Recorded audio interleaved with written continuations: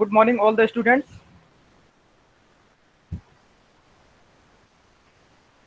Good morning, sir. So let's start the class. Last lecture में हम लोगों ने ऑपरेशन रिसर्च सब के इसके वो पढ़ लिए थे, सारा इंट्रोडक्शन वगैरह, इसकी हिस्ट्री और इसके एप्लीकेशंस वगैरह। अब आज हम पढ़ेंगे ऑपरेशंस रिसर्च की टेक्निक्स। तो हमने कहा था कि ऑपरेशंस रिसर्च की टेक्निक के बाद हमारी फर्स्ट यूनिट खत्म हो जाएगी। तो ये हमारे पास कुछ टेक्निक्स हैं जो हम इसमें पढ़ेंगे। आपके सिलेबस में कुछ टेक्निक्स का इस्तेमाल होगा, कुछ नहीं, लेकिन हम इसमें मोस्टली टेक्निक्स कवर करेंगे और इनके एप्लीकेशन कहाँ कहाँ हो सकते हैं और उसमें हम लोग क्या क्या पढ़ेंगे, उसके छोटे छोटे के एग्जाम्पल्स या उनके बारे में कुछ और हम इसमें आज की क्लास में हम पढ़ेंगे। तो ये हमारे आज के ऑब्जेक्टिव हैं कि हम उससे क्या क्या पढ़ेंगे। ठीक, operational research always try to find the best and optimal solution to the problem. Last class हमने डिस्कस किया था, जब हम ऑपरेशन रिसर्च का इंट्रोडक्शन वगैरह बता रहे थे, कि हम जो है ऑप्टिमल सॉल्यूशन निकालते हैं। हमने इसके कुछ एग्जांपल लिए थे, जब सिंप्लेक्स मेथड, लीनियर प्रोग्रामिंग और ट्रांसपोर्टेशन वगैरह लिए थे। तो इसके बारे में हमने बताया था कि इसमें हम कैसे उसको ऑप्टिमल, ना तो बहुत ज़्यादा हो ना तो बहुत कम हो। ऑप्टिमल का मतलब होता है कि ऐसा नहीं कि बहुत ही ज़्यादा, उसके बाद जो हमारे रिसोर्सेज है वो किसी काम के न रहें, या तो फिर बहुत ही कम कि हम उसका फुल यूटिलाइजेशन भी ना कर सकें। तो ऑप्टिमल का मतलब ये होता है। तो हमारे पास जितने भी रिसोर्सेज होते हैं हम उनका ऑप्टिमल इस्तेमाल करते हैं। For this purpose objectives of the organisation and defined and analyzed.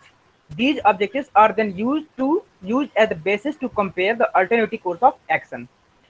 तो अब हमारे पास कुछ टेक्निक्स हैं। देखिए, ये कुछ टेक्निक्स हैं, इनको ध्यान से देख लीजिए। ये कुछ टेक्निक हैं, इसमें से आपके सिलेबस में ज़्यादा नहीं है, लेकिन हम जो जो है हमारे पास उनके बारे में हम थोड़ा ज़्यादा पढ़ेंगे और जो नहीं है तो उनके बारे में थोड़ा थोड़ा डिस्कशन करेंगे। तो सब लोगों को मेरे ख्याल से दिख रहे होंगे techniques, tools of operational research. पहला है लीनियर प्रोग्रामिंग, दूसरा queuing theory, sequencing, transportation problem, integer problems, assignment problems, decision theory and game theory, replacement problem और सिंबॉलिक लॉजिक्स। अब अगर हम बात करें कि आपका जो है जो लीनियर प्रोग्रामिंग है, तो लीनियर प्रोग्रामिंग में आपकी कई चीज़ें आती हैं। जब हम इसका इंट्रोडक्शन वगैरह और इसके एप्लीकेशन पढ़ रहे थे तो हमने कुछ डिस्कस किया था, जैसे ट्रांसपोर्टेशन वगैरह के। तो इसमें सिंप्लेक्स मेथड, इसके अलावा आपका असाइनमेंट, ट्रांसपोर्टेशन, मतलब कि स्पेशल काइंड्स आ जाती हैं ये, जैसे ट्रांसपोर्टेशन और असाइनमेंट, ये कुछ इसकी स्पेशल काइंड्स हैं। तो ये सारा हम इसमें जो है डिस्कस करेंगे। तो अब बात करते हैं कि लीनियर प्रोग्रामिंग है क्या। तो linear programming is one of the classical operations research techniques. It had its early use for military applications, but presently it is employed widely for business problems. जब हम इसकी हिस्ट्री पढ़ रहे थे तो हमने बताया था सेकेंड वर्ल्ड वॉर के दौरान जब इसका इस्तेमाल हुआ था तो इसका कैसे कैसे इस्तेमाल होता था। फिर बाद में इसका जो है इस्तेमाल बिजनेस में, इंडस्ट्री में होने लगा था। अगर आप लोगों ने मेरी पिछली क्लासेस ज्वाइन की होंगी तो उसमें आपको ये सारी चीज़ें पता होंगी। It finds application as resources allocation like crude oil distribution to refineries, production distribution in agricultural works like blending fertilizers, selecting the right crop to be planted, in army such as bombers placements, troops deployment, and in finance, personal and advertising. अब जैसे इसमें जब मैंने history बता रहा था तो इसमें था कि सेकेंड वर्ल्ड वॉर के दौरान कहाँ पर हमें बॉम्ब गिराने हैं, जैसे इसमें लिखा है ना, in army such as bombers placement, कहाँ पर हमें बॉम्ब गिराने हैं। मैंने एक वो ग्राफिकल मेथड भी बताया, सिंप्लेक्स में एक होता है ग्राफिकल मेथड। तो ग्राफिकल मेथड से हमें क्या निकलते हैं, किसी उसके कोऑर्डिनेट की कहाँ पर हमारा मैक्सिमम इम्पैक्ट हो सकता है। तो जैसे ये आपका बॉम्बर प्लेसमेंट हो गया। इसके अलावा एग्रीकल्चर वगैरह में कि आपको कौन से फर्टिलाइजर में कितना कितना क्या मिक्स करना है, इसके कॉम्बिनेशन होते हैं। इसके अलावा जैसे आपका दिया होगा crude oil distribution to refineries, ये आपका एज ए ट्रांसपोर्टेशन, मतलब कि किस रिफाइनरी को हमें किस रास्ते से क्रूड ऑयल डिस्ट्रीब्यूशन करना है, ये ट्रांसपोर्टेशन वगैरह में हम रहे, क्योंकि ट्रांसपोर्टेशन भी एक लीनियर प्रोग्रामिंग की स्पेशल काइंड होती है, असाइनमेंट भी लीनियर प्रोग्रामिंग की एक स्पेशल काइंड होती है। तो ये सारे के सारे इस्तेमाल हम इसमें पढ़ेंगे। तो इसमें वही सब लिखा हुआ है आप लोग देख रहे हैं इसमें, ठीक। Again, linear programming is powerful mathematical technique for finding the best use of the limited resources of a concern. अभी हमने क्या बताया था, optimum allocation of resources, optimum use. यहाँ पर क्या लिखा है कि हमारे पास जितने भी रिसोर्सेज होते हैं वो लिमिटेड होते हैं। अब ऐसा तो है नहीं कि हमारे पास जितना चाहे उतना इस्तेमाल करें, लिमिटेड होते हैं। अब जब कोई भी चीज लिमिटेड होती है तो हम ये चाहते हैं कि उसका मैक्सिमम यूटिलाइजेशन कर सकें, ठीक। उससे मैक्सिमम का यहाँ पर मतलब ये नहीं कि हम उसका बिल्कुल निचोड़ लें एक तरह से, लेकिन उसका जितना अधिकतम यूज हम कर सकते हैं। अब जैसे अगर आपने कभी देखा हो, जो गन्ने की मशीन होती है ना, गन्ना निकालने वाली, तो जो जहाँ पर गन्ने वगैरह निकाले जाते हैं तो वहां पर क्या होता है कि लोग उसका केवल जूस निकाल करके उसको जो कचरा होता है वो फेंक देते हैं। लेकिन बस यही बात जब इंडस्ट्री और कंपनी में आती है तो कभी भी वो कचरा वेस्ट नहीं जाता है। वो जितने भी रिसोर्सेज होते हैं, मतलब कि जब एग्री फार्म से, आपके फील्ड से या खेत से जब शुगर केन या गन्ना आता है तो उससे पहले चीनी बनाते हैं। चीनी बनाने के बाद जो उससे बचता है कचरा, उससे फिर वो अपना जो अल्कोहल वगैरह है उसके लिए दे देते हैं। तो आप देख रहे हैं कि जो कचरा होता है उसका भी वो लोग इस्तेमाल कर लेते हैं। फिर जो कचरा उससे बचता है वो जो पेपर वगैरह बनाने के काम आ जाता है उसमें इस्तेमाल कर लेते हैं। तो जो जैसे यहाँ पर हम लोग नॉर्मली क्या करते हैं, गन्ने का जूस निकालने के बाद उसको फेंक देते हैं, लेकिन जब वही इंडस्ट्री पर्पज से जाता है तो एक ही चीज से वो कई प्रोडक्ट बना लेते हैं। जैसे हमारे रूरल एरिया में जाया जाए तो जो हमारा मिल्क होता है, जो मिल्क निकालने के बाद जो उसका बटर निकालते हैं और उसके बाद जो उसका वे होता है, मतलब कि छाछ, वो उसको डिस्ट्रॉय कर देते हैं या इसको एनिमल के लिए इस्तेमाल करते हैं। लेकिन जब यही कंपनी पर्पज से आता है तो वही एक ही मिल्क से वो full cream milk, toned milk, छाछ, बटर, घी, दही, सारा सब कुछ बना लेते हैं। तो ये उसके ऑप्टिमम यूजेस हैं, जिससे उनका बेनिफिट ज्यादा बढ़ जाता है। तो हम इसके बेस पर कह सकते हैं कि जो हमारी ये टेक्निक्स, अब वो कैसे होती हैं, वो सब इन्हीं टेक्निक्स का इस्तेमाल करके होता है। तो ये कंपनियां और जितनी भी इंडस्ट्री है इसी टेक्निक्स का इस्तेमाल करके अपने प्रॉफिट के लिए इस्तेमाल करती हैं, ये सारे टूल्स और टेक्निक्स। यहाँ पर देखिए आगे लिखा है, it may be defined as a technique which allocates scarce available resources under condition of certainty in an optimum manner, that is maximum minimum. अगर आप देख रहे हैं यहाँ पर मैक्सिमम मिनिमम, अब यहाँ पर मैक्सिमम मिनिमम का मतलब ये नहीं कि किसी का मैक्सिमम या मिनिमम। बात यहाँ पर ये है कि अगर हमारे पास प्रॉफिट निकालना है तो हम उसको कैसे मैक्सिमम कर सकते हैं, और अगर हमारे लॉस है तो हम उसको कैसे मिनिमम कर सकते हैं। फिर आगे लिखा है, to achieve the company objective which may be maximum overall profit और मिनिमम ओवरऑल कॉस्ट। ये जब हम शुरुआत में बता रहे थे हमने तभी बताया था कि जो हमारी ऑपरेशंस रिसर्च की टेक्निक्स हैं उसको हम प्रॉफिट को मैक्सिमाइज करने के लिए, लॉस और अपनी कॉस्ट को मिनिमाइज करने के लिए इस्तेमाल करते हैं। तो ये लीनियर प्रोग्रामिंग जिसका हम इस्तेमाल करेंगे। अब बात करते हैं कि इसका एक एग्जाम्पल के तौर पर अगर हम देखें तो एग्जाम्पल क्या हो सकता है। अब यहां पर आप एक एग्जाम्पल देख रहे हैं, ये एग्जाम्पल है। इसका अभी एक फॉर्मुलेशन भी बताएंगे हम, ये फॉर्मुलेशन कैसा होता है। लेकिन अभी यहाँ पर इसके इक्वेशन देख लीजिए कि ये इस्तेमाल कैसे होता है। देखिए, linear programming can be applied effectively only if the objective can be stated mathematically. अब यहाँ पर देखा कि objective can be stated mathematically, आपका ऑब्जेक्टिव क्या है और उसको मैथमेटिकली ढंग से कैसा प्रेजेंट किया गया है। अब जो आपको ये व्हाइट कलर में सबको स्क्रीन दिख रही है, ये सबको दिख रहा है ना ये? Yes sir. तो इसमें लिखा है maximise, maximise Z equal to C1x1 plus C2x2 plus C3x3 plus dot dot plus CNxn। तो यहाँ पर जो जेड है आपका दैट इज ऑब्जेक्टिव फंक्शन।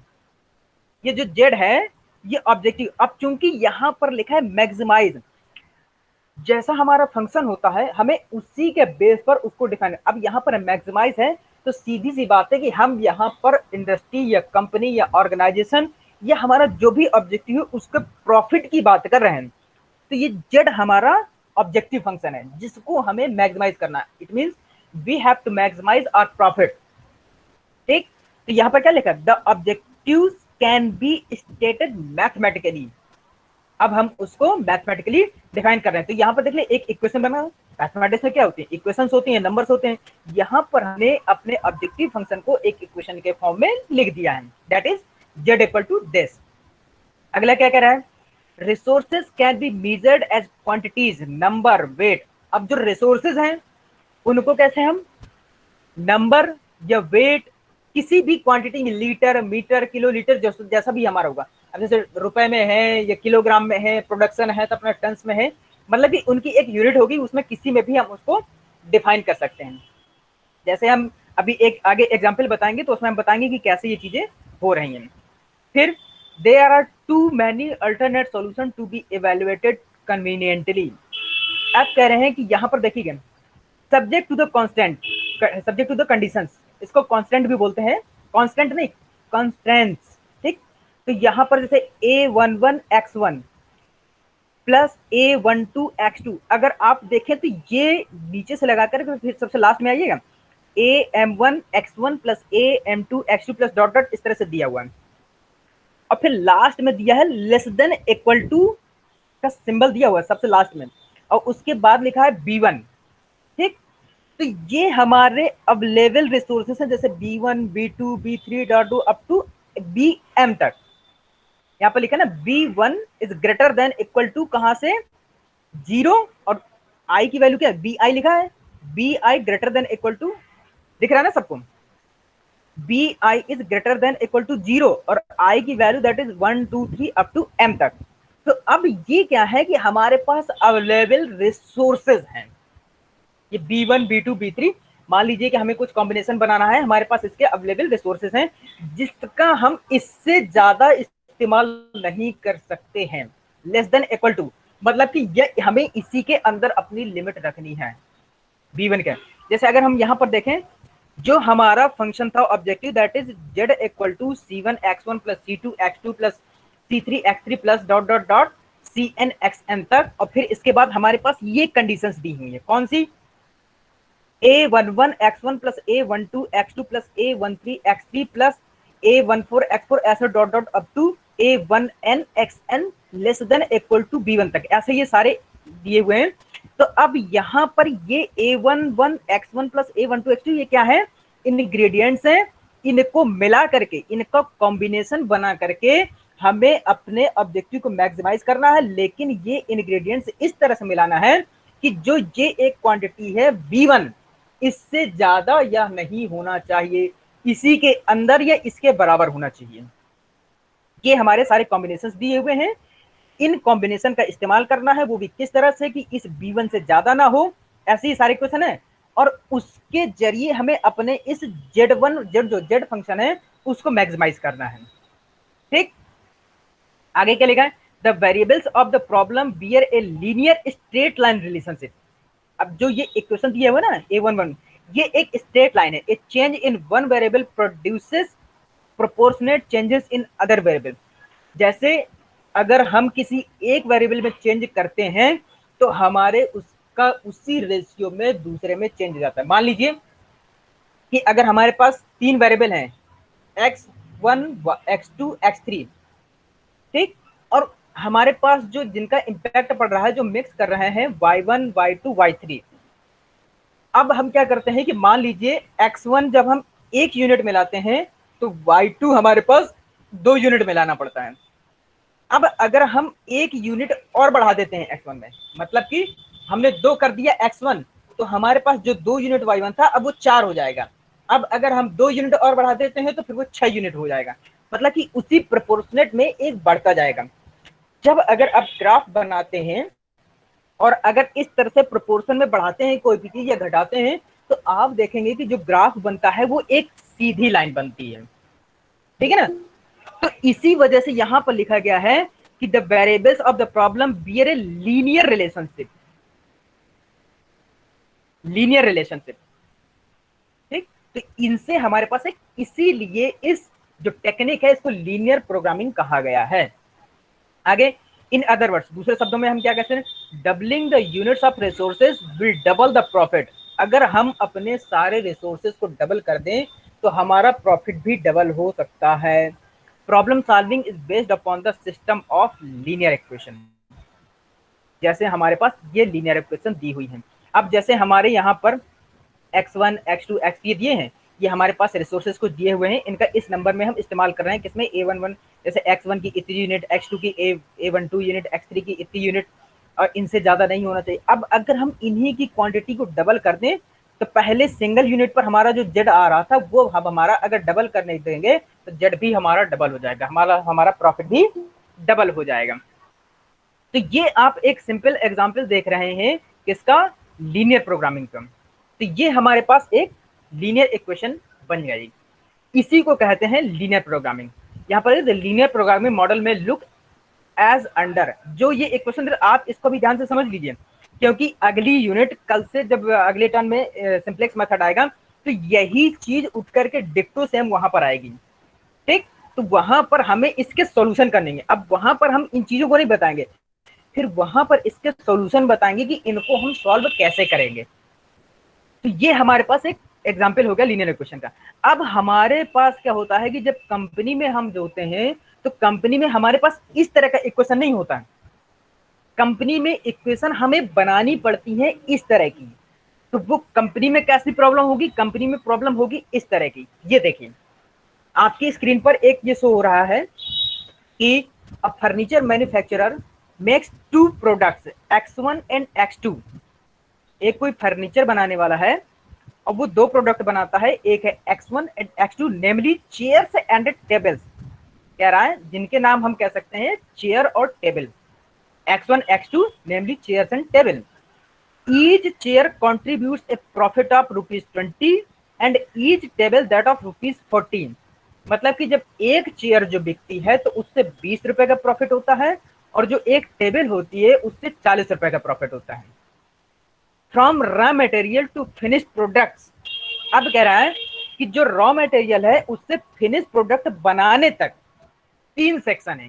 कौन से, are processed in 3 section, that is S1, S2 and S3, ठीक। S1, S2, S3 इन 3 section से होकर के गुजरता है वो पूरी टेबल और चेयर बनने की process. In section S1 each chair X1 requires 1 hour and each table X2 requires 4 hours for processing। जो सेक्शन S1 है तो उसको चेयर को बनाने में एक प्रोसेस है, 2 घंटे लगते हैं और टेबल को 4 घंटे लगते हैं। जब दूसरा प्रोसेस होता है सेक्शन 2 में तो उसमें चेयर को 3 घंटे लगते हैं और टेबल को लगता है 1 घंटा। इसी तरह से जो तीसरा सेक्शन है उसमें चेयर को लगता है 1 घंटा और टेबल को भी लगता है 1 घंटा। आप समझिएगा, ये जब हम चेयर या कुर्सी बनाते हैं तो यहाँ पर अभी एक हम सिंपल सा एग्जांपल ले रहे हैं, ठीक। Manufacturer wants to optimize his profits if section S1, S2 and S3 can be availed for not more than 24, 21 and 8 hours। अब इस चीज को समझना है आपको। देखिएगा प्रॉफिट को कैसे कह रहा है कि जो मैन्युफैक्चरर है, इसको पहले सिंपल से एक बार और समझ लीजिएगा, क्योंकि इसी से पहले जब हम इसके स्टार्टिंग करेंगे तो पहले आपको ये प्रॉब्लम फॉर्मुलेशन ही आएगी।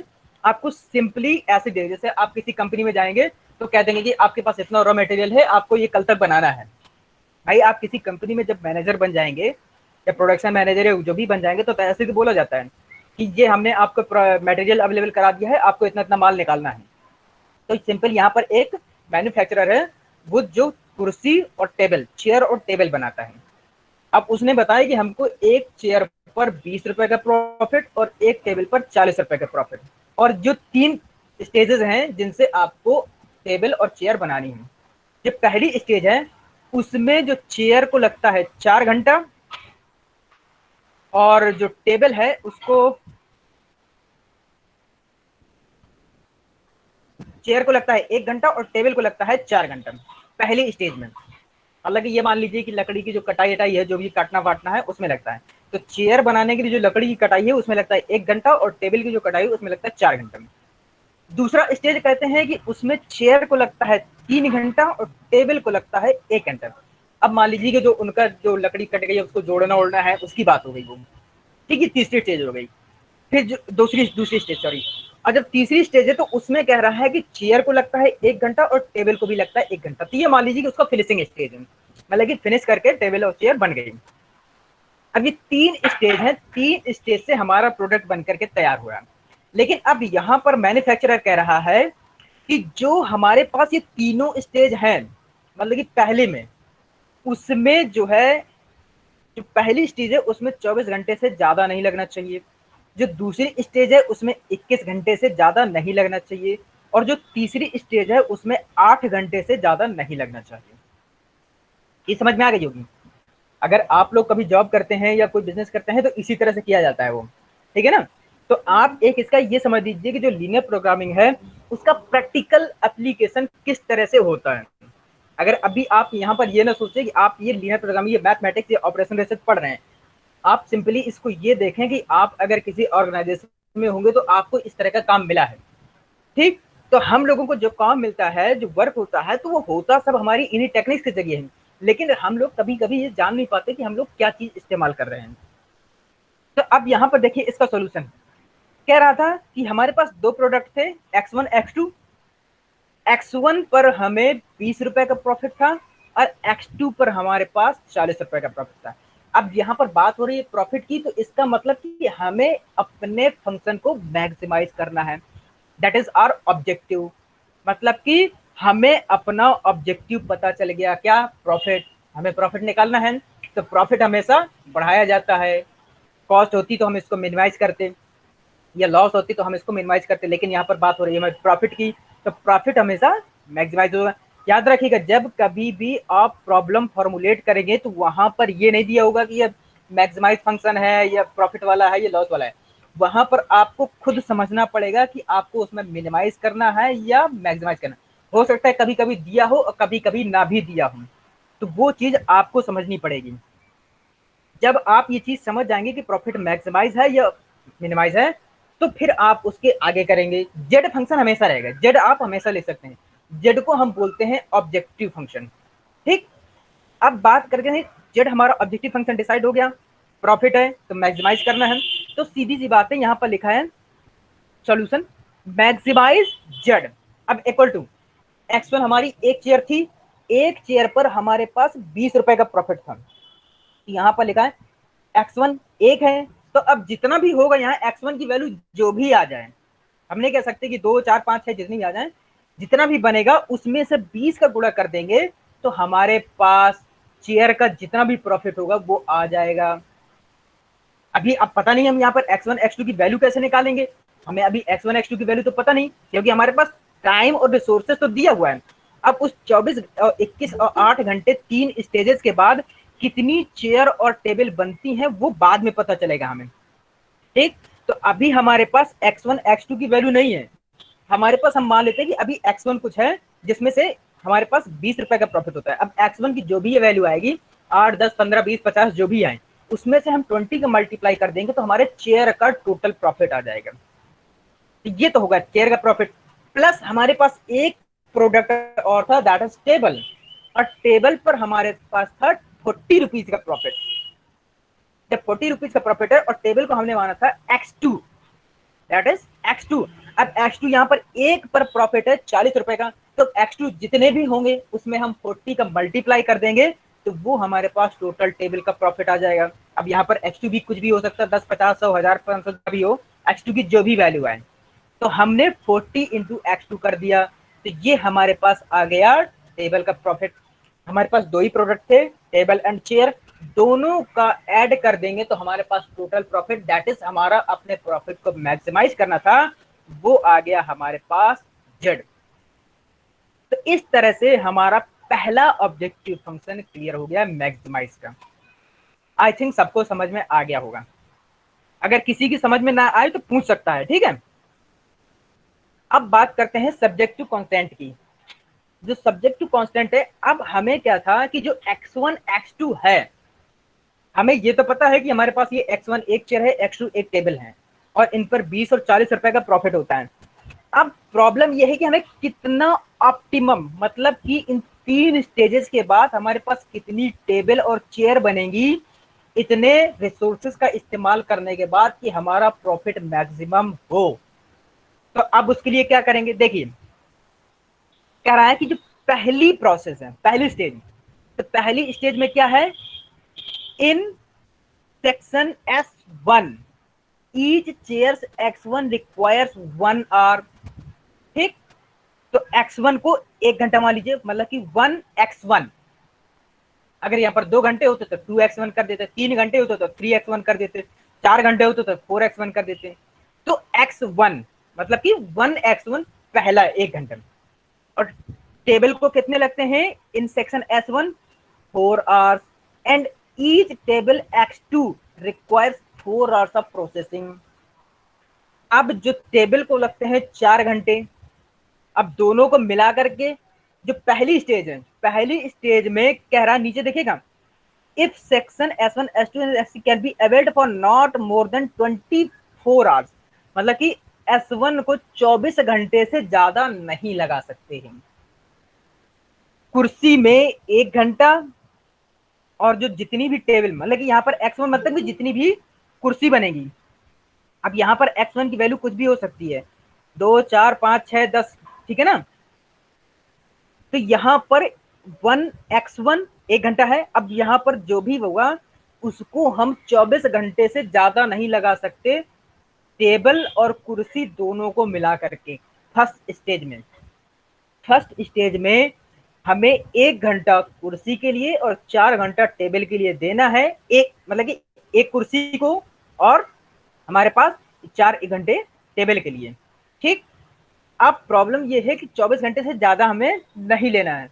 तो जब 24 घंटे से ज्यादा नहीं लेना है, अगर यही 24 घंटे से ज्यादा या उसके बराबर होता तो ये साइन जो यहाँ पर लगा है लेस देन इक्वल टू, ये पलट जाता। लेकिन ये कह रहा है कि हमें 24 घंटे या उससे कम ही रहना है। तो मतलब कि 24 घंटे के बराबर इक्वल टू लगा है, लेस देन मतलब कि 24 घंटे से कम, लेस देन का साइन लगा है। तो x1 plus 4x2 less than equal to 24, मतलब कि 24 घंटे से अब ज्यादा नहीं होंगे। तो ये हमारे पास एक इक्वेशन बन गई। ठीक, ये पहली स्टेज है।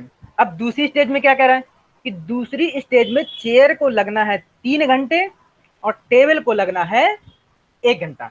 तो ऐसे ही जैसे पहले किया था, हमने यहाँ क्या था, अगर 1 घंटा होता तो 1x1 कर देते, 2 घंटे होते तो 2x1 कर देते। अब यहाँ पर चेयर के हो गए 3 घंटे और टेबल का हो गया 1 घंटा, तो यहाँ पर 3x1 प्लस 1x2। लेकिन जो दूसरी स्टेज है, दोनों को मिला करके 21 घंटे से ज्यादा नहीं ले सकते हैं। ठीक, जैसे पहले स्टेज में 24 घंटे से ज्यादा नहीं ले सकते थे, ऐसे ही दोनों में दूसरी स्टेज में अब 21 घंटे से ज्यादा नहीं ले सकते। तो यहाँ पर आ जाएगा less than equal to 21। This is second subject to constant. तीसरी स्टेज में क्या कह रहा है, टेबल को भी 1 घंटा लगना है और चेयर को भी 1 घंटा लगना है, तो 1x1 प्लस 1x2। लेकिन दोनों को मिला करके जितना भी बनेंगी उसमें से 8 घंटे से ज्यादा नहीं होगा। जब 8 से ज्यादा नहीं होगा तो 1x1 plus 1x2 less than equal to 8। तो ये हमारे पास 3 इक्वेशन बन गए। हाँ, एक चीज और, हमारे पास हमेशा ये रहेगा x1 and x2 greater than equal to 0। मतलब कि जो हमारे पास यहाँ कुर्सी और चेयर हैं, ये 0 कुर्सी या 0 चेयर नहीं हो सकती। मतलब कि उनका कुछ नंबर होगा, या 1 कुर्सी हो सकती है, 2 कुर्सी हो सकती है, 3 कुर्सी हो सकती है, 4 कुर्सी। x1 and x2 should not be equal to 0। ये हमेशा 0, अगर 0 आ जाएगा तो फिर हमारे पास उसमें ये होगा कि हमने फिर या तो चेयर ही बनाई है या तो फिर हमने कुर्सी ही बनाई है। अब जैसे यहाँ पर हमने एक चीज कर दी 0, ठीक, x1 मान लिया 0, तो x1 क्या था हमारे पास, चेयर। तो अगर हम ये देखें तो उस घंटे में हमने चेयर नहीं बनाई, अगर हमने 0 कर दिया तो, ठीक है ना। और अगर हमने x2 0 कर दिया तो मान लीजिए हमने उस घंटे में टेबल नहीं बनाए। अब ऐसा हम क्यों करेंगे कि हमने उस घंटे में चेयर या टेबल नहीं बनाई। हो सकता है कि हम अपने प्रॉफिट को मैक्सिमाइज करना हो तो हम चेयर बनाने में ज्यादा टाइम बता दें क्योंकि हमें चेयर से ज्यादा प्रॉफिट मिल रहा हो, या फिर हमारे पास टेबल बनाने में ज्यादा प्रॉफिट मिल रहा हो। तो 0 से नीचे नहीं होना चाहिए x1 और x2 की वैल्यू को। ठीक, अब अगर हम पीछे देखें जैसे इस स्क्रीन में, तो हमारे पास यहाँ पर जो ये x1 x2 x3 दिए ना, सब यही चीजें हैं।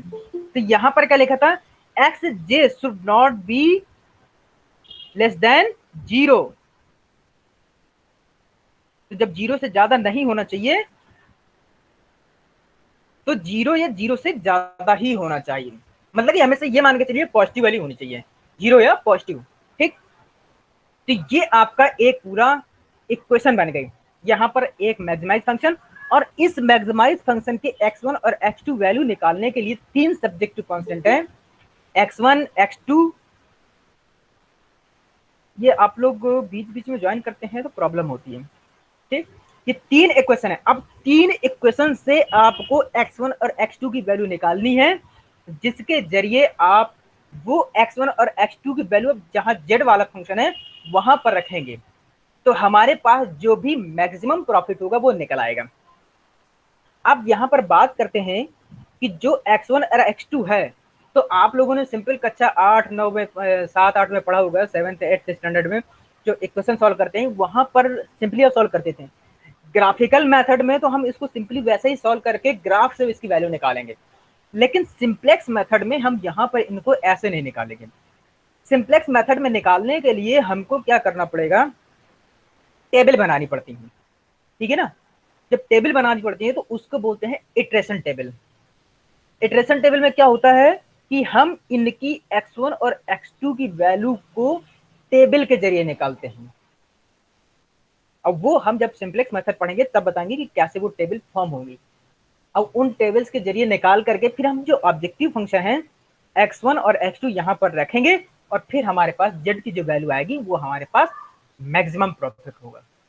तो ये हो गया आपका एक linear programming, techniques of operation research. दूसरी टेक्निक आती है transportation problem. Transportation problem deals with transportation of A product. Transport का मतलब कि एक जगह से दूसरी जगह प्रोडक्ट को भेजना, from A number of source with limited supplies to number of destinations with specified demands at the total transportation cost. The main objective of transportation is to schedule shipment from sources to destination in such a way so as to minimize the total transportation cost. देखिए अभी हम पीछे linear programming पढ़ रहे थे, तो linear programming हमने maximise profit पढ़ा था। ट्रांसपोर्टेशन प्रॉब्लम भी लीनियर प्रोग्रामिंग भी है, ये उसका एक स्पेशल तरीका है। असाइनमेंट भी लीनियर प्रोग्रामिंग का भी एक स्पेशल टाइप है। लेकिन अब यहाँ पर हम ट्रांसपोर्टेशन कॉस्ट की बात करते हैं। भाई जब कोई हम माल लाते हैं या कहीं माल भेजते हैं तो हमें भाड़ा लगता है, फ्रेट। अब हम जब फ्रेट होता है, ट्रांसपोर्टेशन होता है, तो हम ये लगते हैं कि हमारा भाड़ा कम से कम लगे। हम ये नहीं चाहते कि हमारा प्रोडक्ट लाने में या ले जाने में हमें भाड़ा खूब लग जाए। हम हमेशा यही सोचते हैं कि हमारा भाड़ा मिनिमम हो। तो वहां पर यही लिखा है कि minimize the total transportation cost. अब बात करते हैं, अगर हमें ट्रांसपोर्टेशन कॉस्ट को मिनिमाइज करना है तो अब हमें इसको कैसे भेजना, उसमें क्या क्या हो सकता है। उसमें एक तो होगा डेस्टिनेशन। डेस्टिनेशन मतलब जहां आपको माल भेजना है, पहली चीज।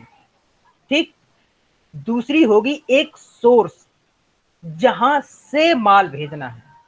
एक होगा सोर्स, एक होगा डेस्टिनेशन, जहां से माल भेजना है और जहां पर माल भेजना है। दो चीजें हो गई, एक हो गया डेस्टिनेशन, एक हो गया सोर्स। इसको भी हम आगे एग्जाम्पल से समझेंगे। तीसरी चीज हो गई, जहां पर हमें भेजना है वहां पर डिमांड कितनी है।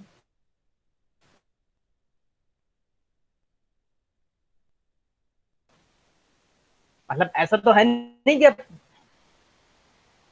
अपने मत जितना मत चाहे, जिस डेस्टिनेशन पर हम वहां पर उस प्रोडक्ट की डिमांड कितनी है तो उसी हिसाब से हम भेजेंगे। अगर हम एक्स्ट्रा भेज देंगे तब भी हमारी ट्रांसपोर्टेशन कॉस्ट पर इम्पैक्ट पड़ेगा।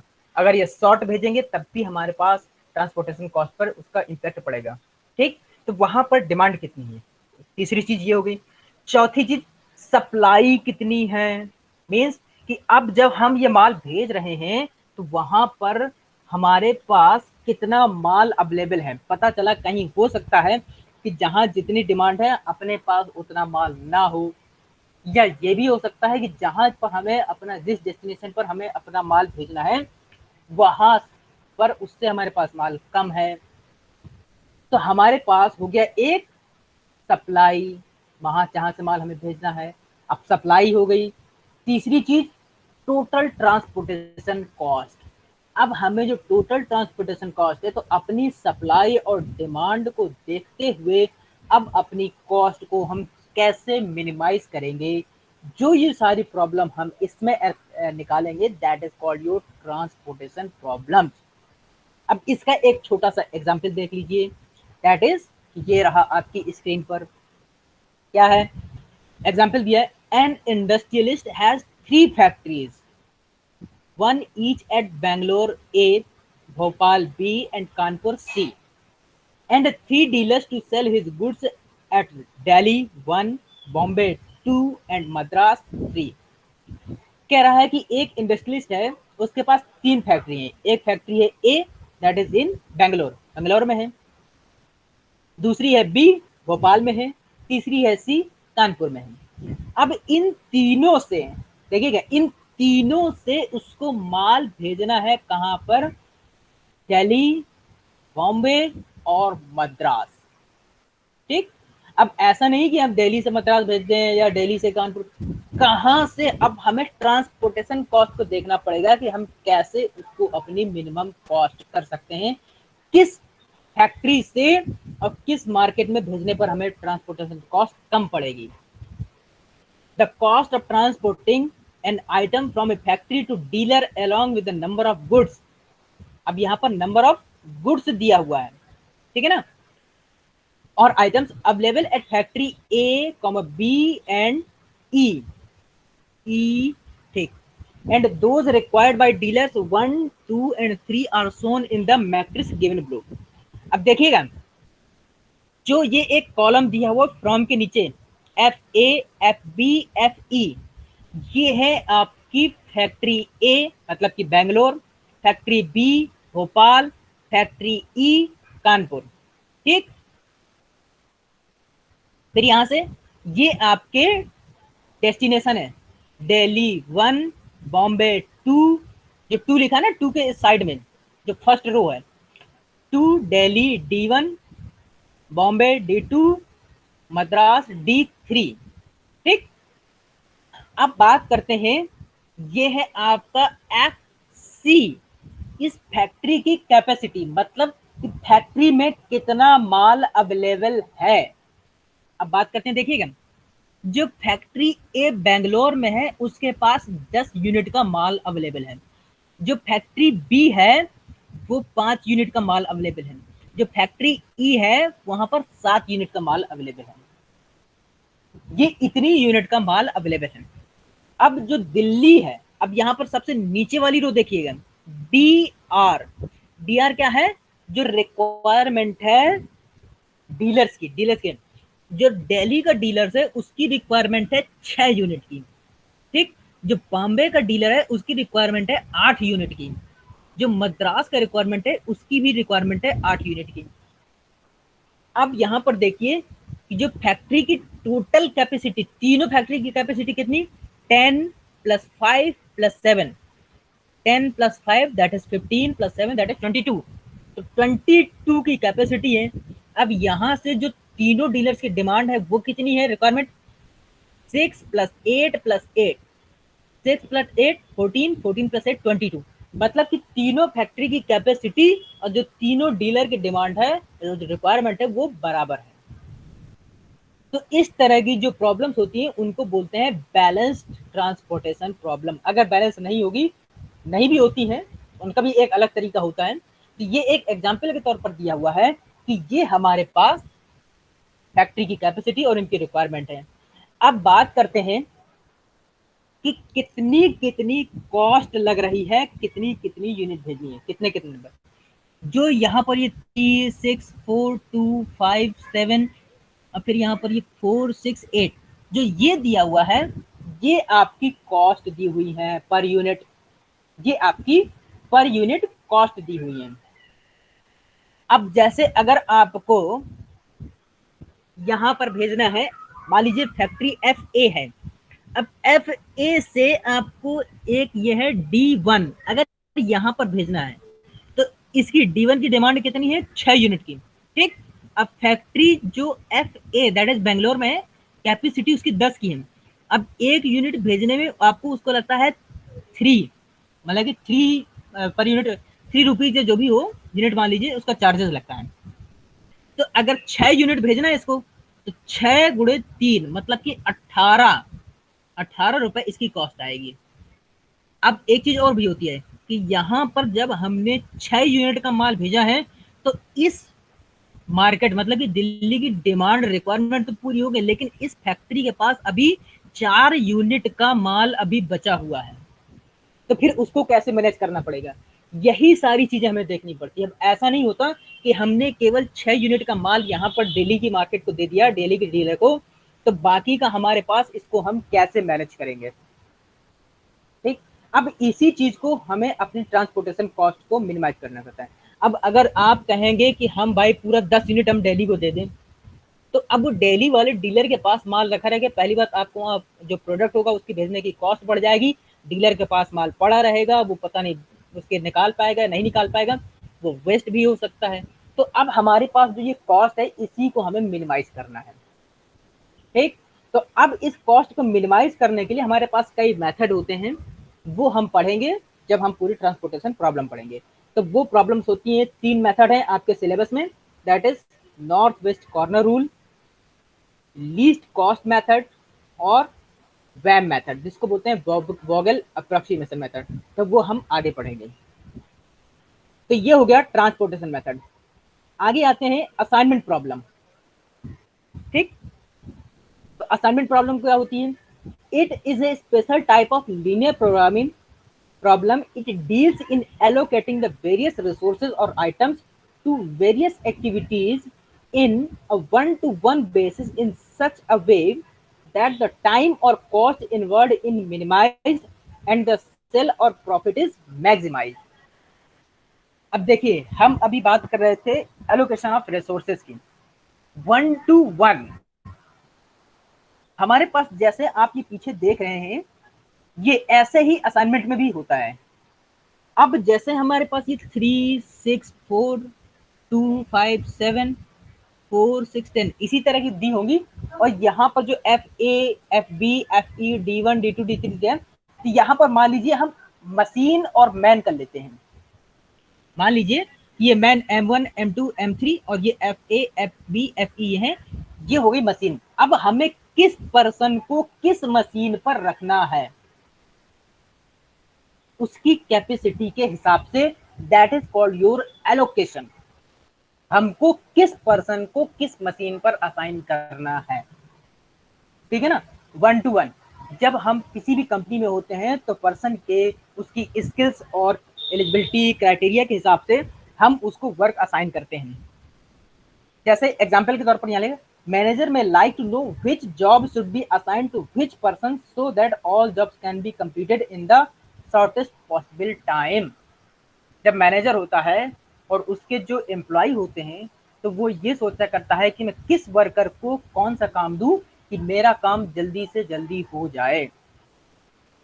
ठीक, तो ये होती है असाइनमेंट प्रॉब्लम। जो हमारे पास रिसोर्सेज होते हैं उसको हम कैसे एलोकेट करें। ठीक, तो दैट इज असाइनमेंट प्रॉब्लम। इसके बाद आते हैं आगे क्यूइंग थ्योरी। क्यूइंग थ्योरी में क्या है, this theory deal with the situation in which queue is formed, जहां पर लाइन लगती है। ठीक, for example customer waiting for services, machines waiting for repairman and aircraft waiting for landing strip etcetera. अब इसको हम एग्जाम्पल से ऐसे समझते हैं, मान लीजिए कोई एक एयरपोर्ट है।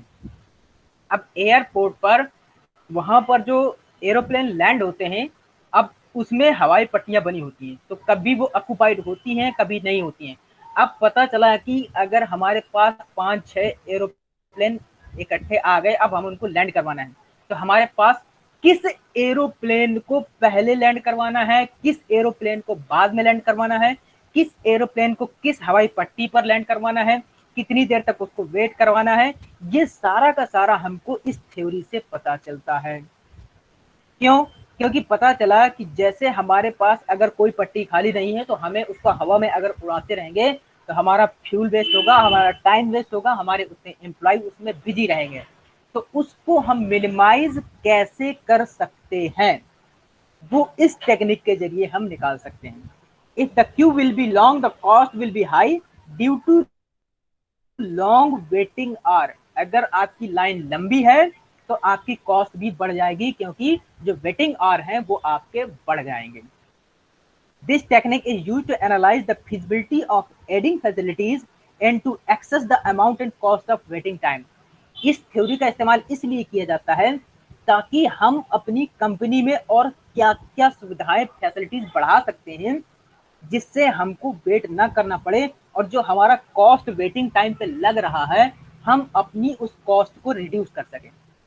जैसे बैंक में क्या होता है, बैंक में अगर आप जाते हैं, अगर एक ही विंडो होगी तो उसमें क्या होगा कि सारी लाइन उसी में लगी होगी, तो उस पर्सन को काम ज्यादा पड़ जाएगा, उसकी एफिशिएंसी पर इम्पैक्ट पड़ेगा, सारा बर्डन उसे बार बार उसको पता चले एक लोन वाला भी वही कर रहा है, सेविंग अकाउंट का वही कर रहा है, करंट अकाउंट का वही कर रहा है, और एग्रीकल्चर की सारा वही कर रहा है, केसीसी का वही कर रहा है। तो उसको जब आप उसमें लंबी लाइन लगी रहेगी तो उसमें टाइम ज्यादा लगेगा, तो उस बैंक की जो प्रोडक्टिविटी जो आउटपुट है वो कम हो जाएगी। अब अगर उसी बैंक में, उससे हमें क्या पता चलेगा कि हमें अपने एम्प्लॉय और बढ़ाने की जरूरत है, हमें अपने कंप्यूटर और बढ़ाने की जरूरत है, हमें अपने सॉफ्टवेयर को अपडेट करने की जरूरत है, जैसा भी जो भी हो सारी फैसिलिटीज हम क्या क्या फैसिलिटीज बढ़ा सकते हैं। जब इस तरह से हो जाएगा तो हम उन सबको अलग अलग करके अपना वेटिंग टाइम कम करेंगे, अपनी कॉस्ट को रिड्यूस कर सकते हैं। This calculation can then be used to determine the described number of services facilities. ठीक, तो ये हो गई क्यूइंग थ्योरी। अगर इसी को आप देखना चाहें तो ये एक एग्जाम्पल लगा हुआ है, ये एक मैथमेटिकल मॉडल बना हुआ है जिसके जरिए हम क्यूइंग थ्योरी को समझ सकते हैं। हाँ, एक चीज और, ये जितनी भी पीपीटी है ओवर टेक्निक की, ये मैंने अपने गूगल क्लासरूम में सबके साथ शेयर कर दी है। सब लोग इसको, मेरे ख्याल से मैंने कल शाम को रात में कर दिया था, अगर पढ़ लिया हो तो ठीक है, अगर नहीं पढ़ा हो तो आप एक बार इसको पढ़ लीजिएगा। ठीक, इसमें सारा का सारा आपका डिटेल दिया हुआ है। तो ये एक मैथमेटिकल मॉडल दिया हुआ है आपकी क्यूइंग थ्योरी का, जिसके जरिए हम पता कर सकते हैं कि हमें कौन सी फैसिलिटीज बढ़ानी है। क्योंकि ये आपके सिलेबस में आई डोंट थिंक सो कि है, तो मुझे नहीं लगता कि इसमें ज़्यादा कुछ बताने की जरूरत है, ये आप पढ़ लीजिएगा। ठीक, नेक्स्ट है सीक्वेंसिंग। सीक्वेंसिंग क्या होती है? Models have been developed to find a sequence for processing jobs so that the total elapsed time for all the jobs will be minimum. The models also help to resolve the conflict between the objectives of maximizing machines utilization and complying with predetermined delivering rates. Sequencing theory का इस्तेमाल होता है आपके जो process होती है।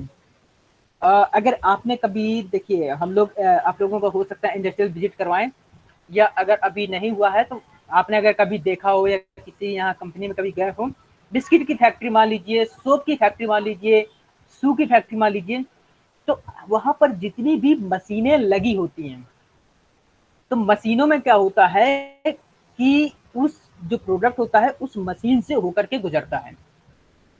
जब machine से होकर के गुजरता है तो उन मशीनों की एक टाइमिंग फिक्स होती है। जैसे जब सोप में एक वो पाउडर डाला जाता है, अगर सोप बनाने के लिए जो केक बनता है, सोप केक, तो उसमें जब हम पाउडर डालते हैं, पाउडर डालने के बाद उसको ब्लेंडिंग में डालते हैं, तो कितनी देर तक वो ब्लेंड होगा, उसमें एक टाइमिंग फिक्स होती है। उससे ज्यादा आप उसमें टाइमिंग अगर फिक्स, मतलब कि मशीन सही काम नहीं कर रही होगी तो फिर वो गलत हो जाएगा। उसके बाद जो अगला सीक्वेंस होगा हो सकता है उसमें केक बनाने वाला हो, फिर उसका कट करने वाला हो, कट करने के बाद उसके साइज वाला जो भी होगा उसमें डिजाइनिंग वाला होगा। इस तरह से सारा एक होता है। अब जब आपने अगर कभी ध्यान दिया हो तो बिस्किट की जो कटिंग होती है, सोप की कटिंग होती है, उसमें एक मशीन लगी होती है जो कट करने वाली होती है। जब कट करती है तो एक डेफिनेट टाइम पीरियड पर ही वो कट करती है। अगर उससे माइक्रो सेकेंड या मिली सेकेंड भी आगे पीछे हो गया तो फिर वो प्रोडक्ट आपका बेकार हो जाता है, वेस्ट हो जाता है, तो वो आपका कॉस्ट को बढ़ा देता है। ठीक, इसी तरह से जो अगर टाइम होगा वो आपका टाइम भी बढ़ा देगा। जो ये टाइम बर्बाद होता है इसको बोलते हैं इडल टाइम, IDLE, मतलब कि बर्बाद समय होता है। तो इस सीक्वेंसिंग के जरिए, ये मशीनों में हम इस्तेमाल करते हैं, इसके जरिए हम अपने टाइम को बहुत रिड्यूस कर सकते हैं। उसमें इडल टाइम होता है जो निकाल सकते हैं, उसको हम अपना कैसे हटा सकते हैं अपने इडल टाइम को, और अपने यूटिलाइज जो मशीनें हैं उसका कैसे बेहतर कर सकते हैं, और कैसे उनके डिलीवरी रेट को हम बढ़ा सकते हैं। तो this is called your sequencing theory. बात करते हैं आगे integer programming. Integer means complete और होल नंबर। इंटीजर मतलब पूर्णांक होता है, पूर्णांक मतलब पूरा अंक, integer whole number. By using the integer programming algorithm, a series of continuous linear programming problems are solved in such a way that the solution containing unacceptable non-integer value are ruled out and the best higher programming solution is obtained। अब जैसे हमारे पास अगर हम देखें तो जो हमारे पास MRP वगैरह आती हैं प्रोडक्ट में, वो क्या होती हैं? आप देखते हैं कभी कभी प्रोडक्ट में एमआरपी या मेडिसिन वगैरह में देखते हैं क्या लिखते हैं, 50 रुपए 75 पैसे या 20 पैसे, इस तरह से आप डालते हैं। तो उसमें क्या होता है कि अब 20 पैसा अगर डाला तो वो उसका 20 पैसा नहीं देता, सीधा उसमें राउंड फिगर में कर देते हैं। अब ऐसे 75 पैसा हो गया तो वो सीधा 51 कर देगा वो। तो इससे क्या होता है कि हमारे पास जो एग्जैक्ट फिगर होते हैं वो हमें काउंट करने में प्रॉब्लम होती है। अब चूंकि हम लोग बहुत कम इस्तेमाल करते हैं प्रोडक्ट, मान लीजिए हमने एक दवा ली, 2 दवा ली, तो हम लोगों को इतना इम्पैक्ट नहीं पड़ता। लेकिन जब यही काम कंपनियां करती हैं, कंपनी कैसे करती है, अब मान लीजिए उसने किसी भी मेडिसिन के उसमें रेट रख दिया 75 रुपए 80 पैसे, तो वो उसमें 76 रुपए चार्ज करेंगे मेडिकल स्टोर वाला। अब जब मेडिकल स्टोर वाला उसमें इतने पैसे बढ़ाता है तो उसमें दिन भर में या कंपनी ने कितने प्रोडक्ट ऐसे बनाए हैं, वो मिलियंस में होते हैं। अब जब मिलियंस में आप उसका मल्टीप्लाई करेंगे तो उस वो वैल्यू बहुत ज्यादा बड़ी हो जाती है। ठीक, तो इसीलिए अगर हमारे पास राउंड फिगर रहेगा तो हमें आसानी हो जाएगी, जो हम उसको, जो हमारे पास एक्सेस होगा वो हम उसको रूल आउट करते हैं, मतलब कि उसको अलग कर सकते हैं। अगर हम उसको अलग नहीं कर पाएंगे तो हमारे पास एक क्लियर पिक्चर नहीं होगी। तो हम ये जो इंटीजर प्रोग्रामिंग होती है, हम उसका इस्तेमाल इस तरह से करते हैं कि जो हमारे पास नॉन इंटीजर वैल्यू होती है हम उसको रूल आउट कर देते हैं। ठीक, आगे decision theory and game theory, ये आपके सिलेबस में है डिसीजन थ्योरी। इसमें कुछ चीजें हैं जो आपको, डिसीजन ट्री वगैरह है, प्रोबेबिलिटी वगैरह भी होगी इसमें थोड़ी बहुत। Decision theory is primarily considered with decision making under the conditions of risk, uncertainty, इसमें एक और होता है certainty। ठीक है ना, डिसीजन थ्योरी 3 चीजों के अंतर्गत आती है, रिस्क, अनसर्टेनिटी और सर्टेनिटी। मतलब सर्टेनिटी होगी तो हम कैसे डिसीजन लेंगे, मतलब कोई भी चीज डेफिनेट होती है। अनसर्टेनिटी होगी, पता नहीं होगी कि नहीं होगी, तब उसको हम किस तरह से डिसीजन लेंगे। अगर रिस्क इन्वॉल्व है तो हम किस तरह से लेंगे उसमें।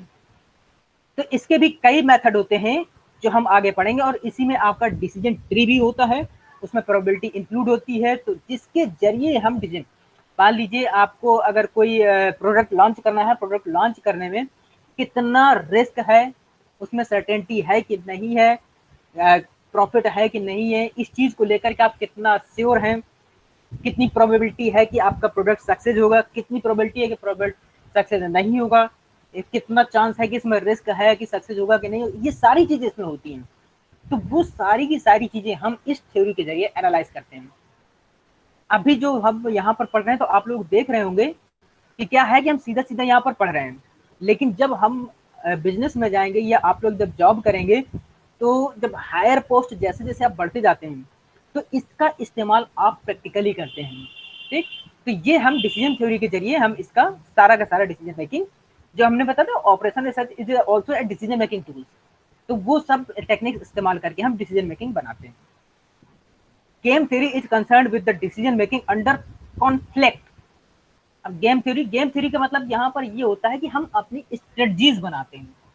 जैसे हमने जो डिसीजन थ्योरी निकाली थी, डिसीजन थ्योरी से जो हमारे रिजल्ट निकल के आते हैं उससे हम अपनी स्ट्रेटजीज बनाते हैं।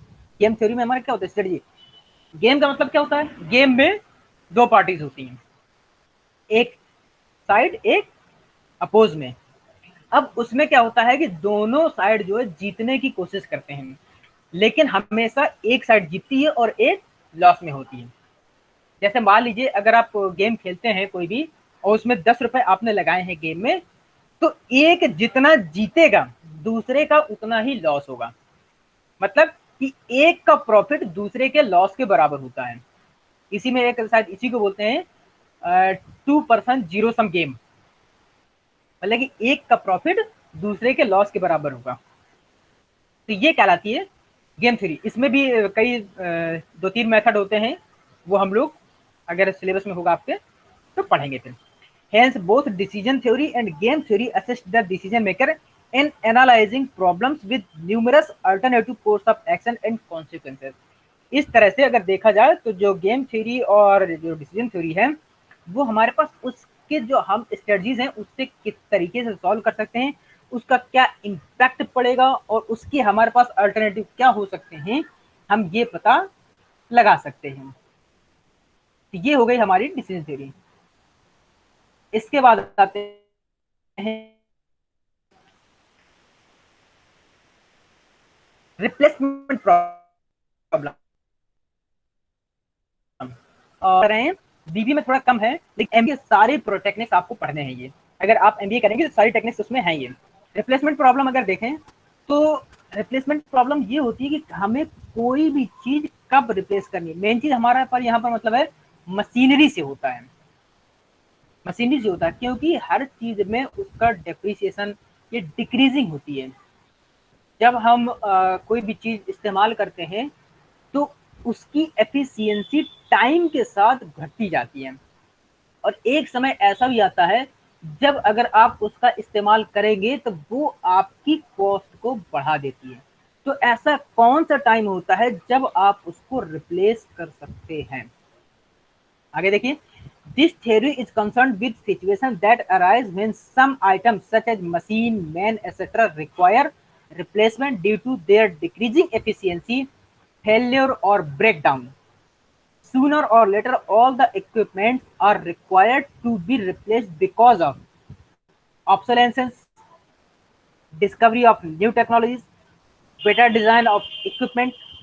In replacement decision, we consider cost of equipment to be installed, cost of equipment replaced, etc. Hence, this theory has to solve the replacement problem. अब जैसे जो आदमी होता है, हम कहते हैं कि हमारे यहाँ 60 या 65 तक रिटायर कर देते हैं। क्यों?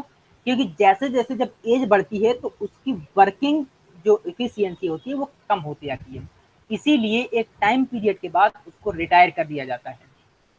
अब पता चला कि जो एक यंग एज का पर्सन होगा वो एक 65 ईयर्स के ओल्ड पर्सन से ज़्यादा बेटर काम कर सकता है, ज़्यादा एफिशिएंसी के साथ काम कर सकता है। तो इस वजह से हमारे पास ये रिटायरमेंट प्लान रखा गया।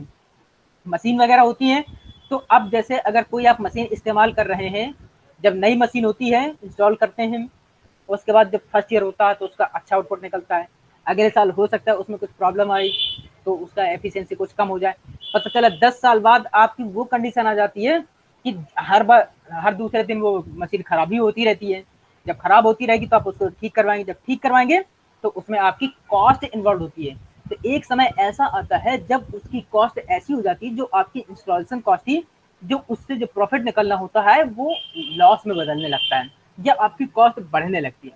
तो वो टाइम कब होता है वो हम इस रिप्लेसमेंट प्रॉब्लम या रिप्लेसमेंट थ्योरी के जरिए निकाल सकते हैं कि हमें कब अपनी मशीन को रिप्लेस करना है। ठीक, अब आगे आते हैं। टाइम हो गया मेरे ख्याल से 11 बज गया है, तो आज के लिए फिलहाल इतना ही रखते हैं।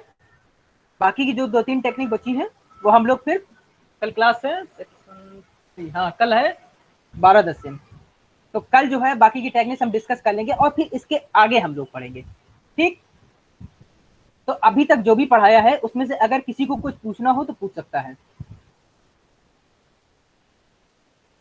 किसी को पूछना है कुछ?